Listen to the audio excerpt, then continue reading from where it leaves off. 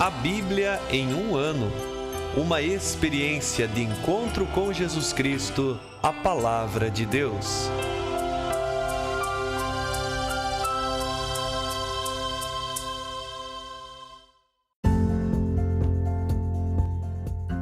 Olá, eu sou Yuri, seminarista da Diocese de Ponta Grossa, Paraná. Você está ouvindo o podcast A Bíblia em um ano, onde ouvimos a voz de Deus e procuramos viver segundo a sua vontade por meio da Sagrada Escritura. Usando uma linha do tempo, vamos ler a Bíblia inteira, sem deixar nada de fora, em 365 dias, descobrindo como a história da salvação se desdobra e se atualiza em nossas próprias vidas e na vida da Igreja. Entrando em contato com toda a Sagrada Escritura, vamos aprofundar nossa experiência da fé que professamos, da fé que celebramos, da fé que rezamos e da fé que vivemos. Estamos usando a Bíblia Católica como a tradução oficial da CNBB, a Conferência Nacional dos Bispos do Brasil. Você pode baixar o plano de leitura completo para os 365 dias por meio de um link que você encontra na página do Instagram abiblia.emumano ou no facebook.com/seminariopg. Você também pode se inscrever nesse podcast por meio da plataforma que preferir para receber as notificações diárias dos novos episódios.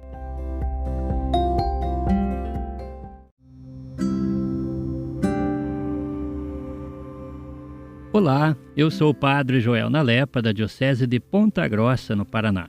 Antes de iniciarmos a leitura e a escuta dos textos bíblicos propostos para hoje, vamos pedir que o Espírito Santo ilumine nossa mente e nosso coração para que a palavra de Deus frutifique em nossas vidas. Em nome do Pai, do Filho e do Espírito Santo. Amém. Vindo Espírito Santo, enchei os corações dos vossos fiéis e acendei neles o fogo do vosso amor. Enviai o vosso Espírito, e tudo será criado, e renovareis a face da terra. Oremos. Ó Deus, que instruístes os corações dos vossos fiéis com a luz do Espírito Santo, fazei que apreciemos retamente todas as coisas, segundo o mesmo Espírito, e gozemos sempre de sua consolação. Por Cristo nosso Senhor. Amém.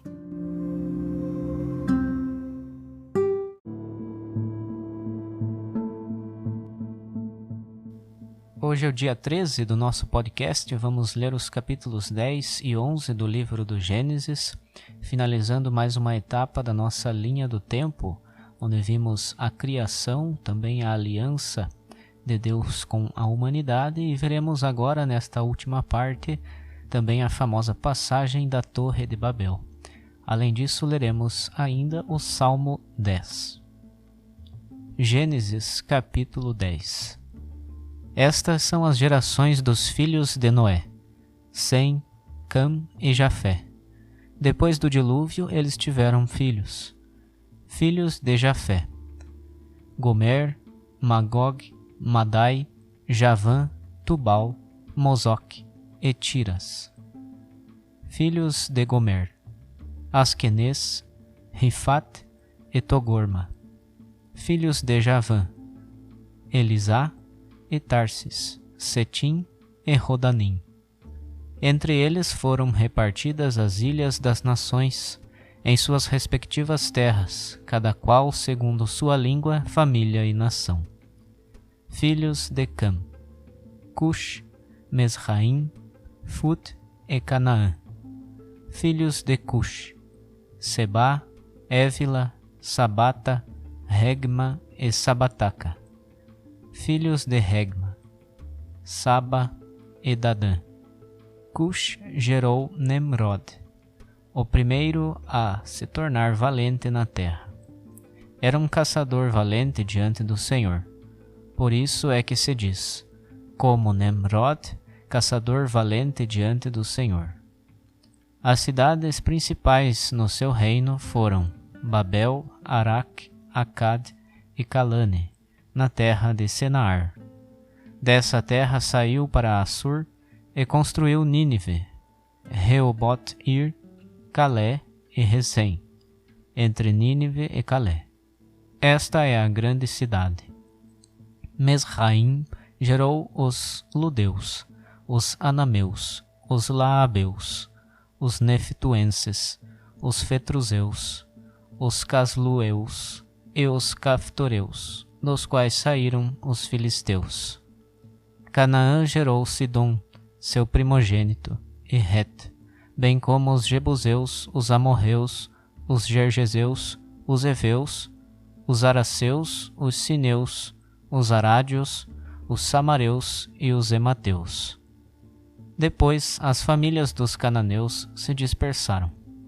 Os limites dos cananeus se estendiam desde Sidônia em direção a Gerara até Gaza, e daí em direção a Sodoma, Gomorra, Adama e Seboim até Lesa. São esses os filhos de Cam, segundo seus clãs, línguas, terras e nações. Também Sem, o pai de todos os filhos de Eber, e irmão mais velho de Jafé, gerou filhos. Filhos de Sem: Elam, Assur, Arfaxad, Lud e Aram. Filhos de Aram: Hus, Hul, Geter e Mes. Arfaxad gerou Salé e Salé Eber. Eber teve 2 filhos. Um se chamava Faleg, pois no seu tempo a terra foi dividida. O seu irmão se chamava Jectã. Jectã gerou Elmodad, Salef, Azarmot, Jaré, Aduram, Uzal, Decla, Ebal, Abimael, Saba, Ofir, Évila e Jobab. Todos esses são filhos de Jectã e habitavam desde Mesa até Sefar, a montanha oriental. São esses os filhos de Sem, segundo seus clãs, línguas, terras e nações. São esses os clãs dos filhos de Noé, segundo as suas gerações e suas nações. A partir deles, as nações se espalharam pela terra depois do dilúvio. Capítulo 11. A terra inteira tinha uma só língua e usava as mesmas palavras. Ao migrarem do Oriente, os homens acharam uma planície na terra de Senaar e aí se estabeleceram. Disseram uns aos outros: Vamos fazer tijolos e cozê-los ao fogo. Os tijolos lhe serviam de pedras e o betume de argamassa. Disseram ainda: Vamos construir para nós uma cidade e uma torre cujo topo alcance o céu. Façamo-nos um nome, para não ficarmos dispersos por toda a face da terra. Então o Senhor desceu para ver a cidade e a torre que os homens estavam construindo. E o Senhor disse: Eles formam um só povo e todos falam a mesma língua.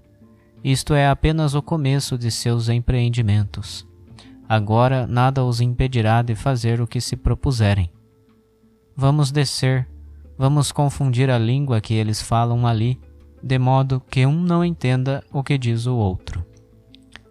E o Senhor os dispersou daquele lugar por toda a face da terra, e eles pararam de construir a cidade.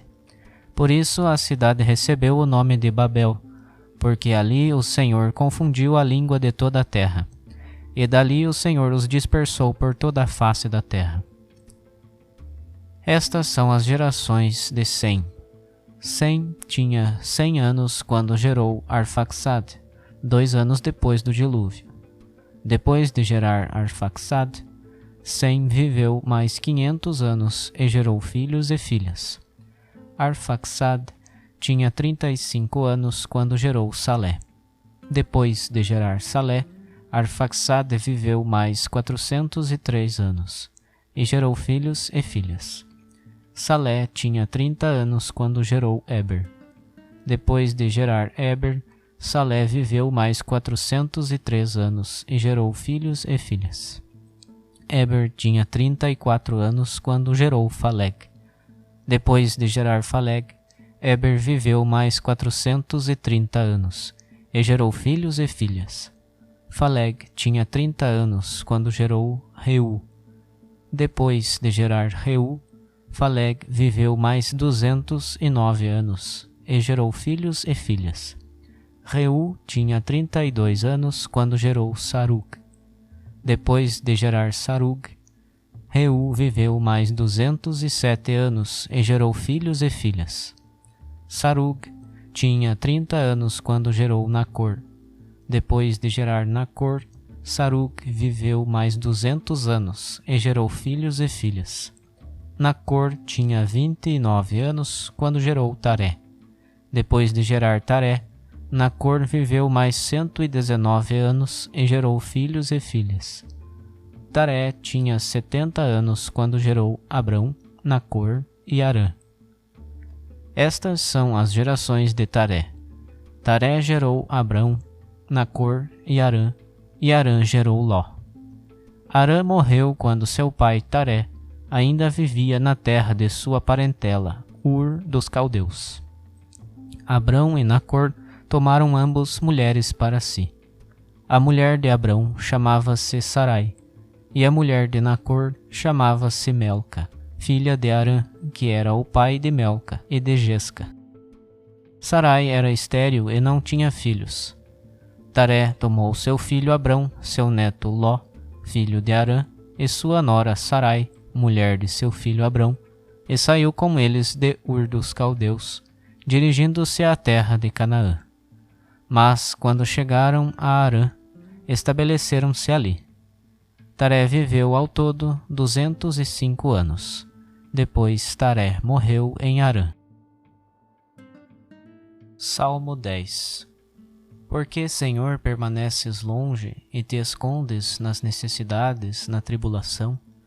Na sua soberba o ímpio persegue o pobre, que eles mesmos caiam nas ciladas que tramam.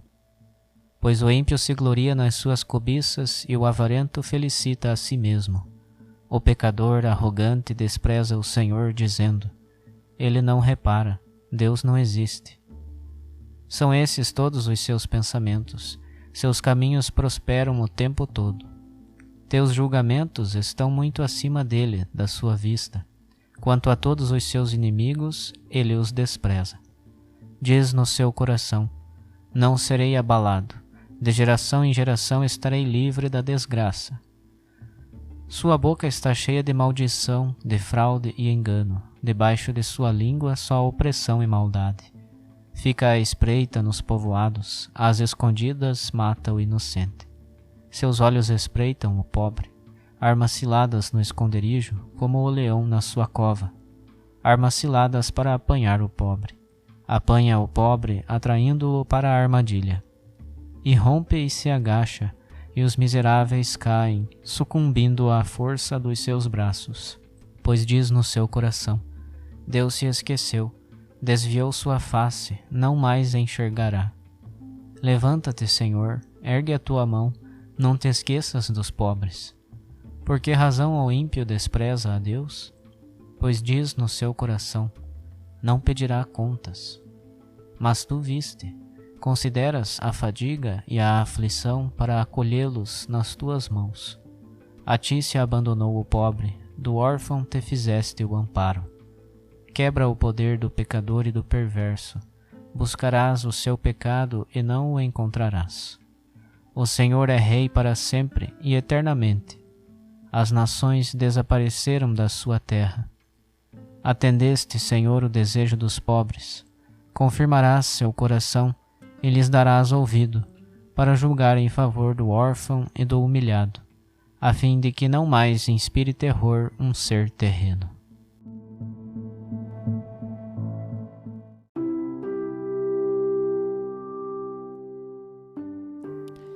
Olá, eu sou o Padre Tiago Engenchac, padre diocesano da Diocese de Ponta Grossa, no Paraná.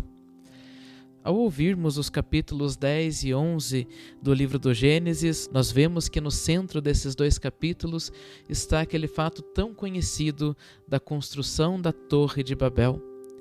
E ao olharmos o relato da criação da Torre de Babel, precisamos também lembrar um pouquinho do Salmo 9b ou Salmo 10, conforme a versão da nossa Bíblia. E neste salmo nós vemos um pouco do que se passava no coração daqueles homens ao querer construir uma torre e chegar até o céu, chegar até o lugar de Deus.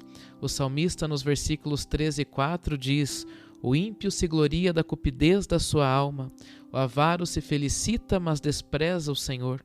O ímpio no seu luxo soberbo diz, ele não repara, Deus não existe, eis o que pensa.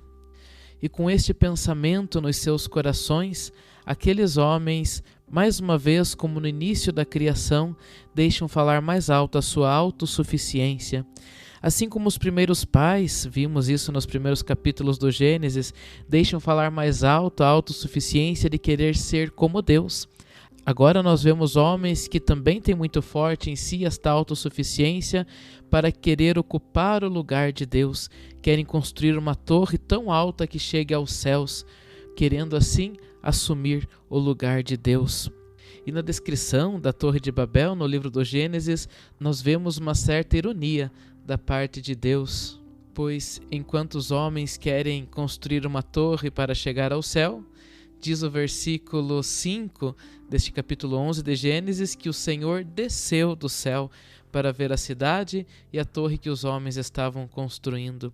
Os homens têm a pretensão de querer construir uma torre para chegar a Deus, mas esquecem que o caminho é contrário. É Deus que sempre desce para vir ao encontro do homem. E quando Deus desce e percebe a soberba que existia nos seus corações, percebe o orgulho que existia no coração daquele povo, a atitude de Deus é o que está descrita também neste mesmo Salmo 9b ou Salmo 10. Ele quebra o braço do ímpio e do malvado castiga a impiedade até nada mais encontrar. O Senhor é rei pelos séculos eternos e os orgulhosos são exterminados da sua terra. E assim que Deus age com aquele povo, Deus quebra o orgulho dos seus corações quando os dispersa daquele lugar por toda a superfície da terra e ainda causa uma certa confusão na sua comunicação, pois Deus, fala o livro do Gênesis, confundiu a língua deles, de modo que não se entenderam mais uns com os outros. E hoje, tantos anos depois, também nós precisamos olhar um pouquinho para a nossa vida, cuidar um pouquinho da nossa existência para que também nós não caiamos nesta mesma tentação da autossuficiência, seja como Adão e Eva de querer ser como Deus, ou seja como estes homens que ao construir uma torre queriam ocupar o lugar de Deus. Na nossa vida, quem deve sempre estar no comando é o próprio Deus. As rédeas da nossa vida, digamos assim, as rédeas da nossa caminhada neste mundo estão nas mãos de Deus. Não queiramos nós assumir este papel de Deus, não queiramos nós guiarmos a nossa vida pelas nossas próprias forças, que isto não vai dar certo. Deixemos que Deus nos conduza, deixemos que Deus guie sempre a nossa vida. E por fim, cuidemos com esta autossuficiência, cuidemos com o nosso orgulho, porque também diz o salmista lá no versículo 17 deste mesmo salmo, o Senhor ouve o desejo dos humildes e fortalece o seu coração e ainda o escuta.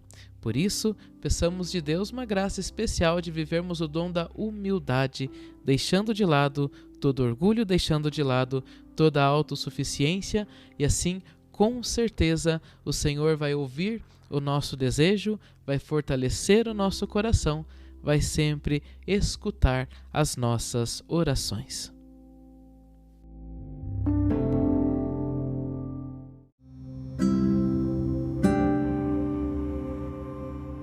Querido irmão, querida irmã, após a leitura e a meditação da Palavra de Deus contida na Sagrada Escritura, peçamos que o Espírito Santo inspire as nossas ações a partir do mistério de Jesus Cristo, o Verbo encarnado. Oremos. Ó Deus, concedei ao vosso povo alimentar-se cada vez mais da vossa Palavra e nela encontrar a fonte da vida. Por nosso Senhor Jesus Cristo, vosso Filho, na unidade do Espírito Santo. Amém. Quem vos fala é o Dom Sérgio Arthur, bispo da Diocese de Ponta Grossa, no Paraná. Desça sobre vós a bênção de Deus Todo-Poderoso, Pai e Filho e Espírito Santo. Amém.